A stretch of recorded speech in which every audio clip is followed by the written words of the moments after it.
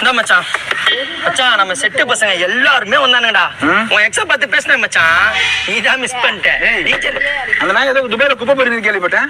அது அப்பெல்லாம் இல்லடா, நானே பார்த்துட்டு பேசவே இல்லை, ஓரமா போய் நின்ட்டேன்.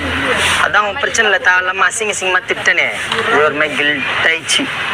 பார்த்தா அவளே வந்து என்கிட்ட பேசுறான் மச்சான், எனக்கு என்ன பேசுறதுனே தெரியல.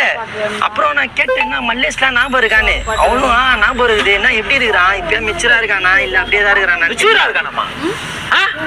நான் மிச்சூரா இருக்கேன், அவன்கிட்ட கேட்கறாளா? மண்டபத்துல அசிங்கமா திட்டி விடுறாங்களா? டேய் தப்பா இது. வேற என்ன சொன்ன அந்த முன்னாடி பத்தி?